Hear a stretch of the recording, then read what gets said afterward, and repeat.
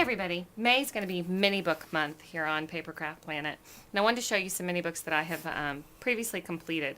This is an October afternoon mini book. It's a pre-formed chipboard album, and you open it up and I've got pictures of my son and some little inserts for journaling on a recent camping trip.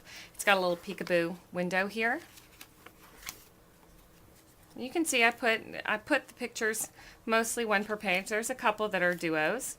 It's an incredibly cute album. Did not have enough pages for me. So below this video, you'll see another video for how to use your Silhouette die cut machine to trace items like this so that you can cut out additional pages. So several of these pages, pardon me, that's my father-in-law calling back my husband. Several of these pages are actually Cosmo Cricket campy pages that I cut out with my Silhouette. Okay, so that's this album. That was very simple. That's for the traditional scrappers. This is for my digi-scrappy friends. This is called a piece of cake album. I got this at Shabby Princess, I think. I'll have to look. I'll link it up for you. But for this one, you create 12 by 12 layouts just like you normally would. I used a series of quick pages, and then you print them 4 by 4, so you can print them at home. You mount the cover on chipboard, and you mount the interior pages just on pieces of heavy-duty cardstock. Go through the whole album just like that. So here's your album, and then to make it stand, I made a little tripod out of cardstock, and that's just 4 inches. 3 inches, 4 inches, and the 3 inches I scored at 1.5, so that when I want to set it up on my counter, I can set it up just like that. Those albums are great for last minute gifts, thank you notes, things like this. Here's another album that I did at an archivers class. I had nothing to do to design this class, to design this book. Back when Scenic Route was in business, it was one of the albums that they put together for archivers, and you just plug and play your pictures. I haven't gotten to the picture insertion part yet. Okay, here's how I store my mini book projects waiting for them to be completed. Store them in a pizza box. It's flat, it fits under the bed, it fits in most cabinets. It's easy to label. And in here I keep forms that I find on sale. These little pocket albums, I found these at Archivers for $1.99. I'm probably going to use that for the coaches' gifts this year. Here's a little album that I made out of a piece of paper that was pre-sectioned. You could run this, you could cut it along the seams, and it made all these little individual journaling spaces. And I have not inserted anything here either. This would be great for a series of wallet-sized pictures. One day, I'm going to do that. Here's an album that I made at CHA at the Score Pal booth, and I saved it because I really enjoyed the pattern that they used. This is a large envelope on one side, and then you know, here's a folder with a flap on the end. Here is here's a piece that folds out like that. Oh, I'm showing you upside down. Look at that. Okay. Here's another envelope. Here's another fold-out piece, another tab. So it's the same thing over and over again. But these little fold-out pieces are cute because you could put pictures here, here, and continue to open it out. Okay, I haven't done anything with this yet. I keep the rubber band on it to keep those specialty pages from ripping. This one I got in a swap ages ago when I had the time to do swaps. This is a really cute album.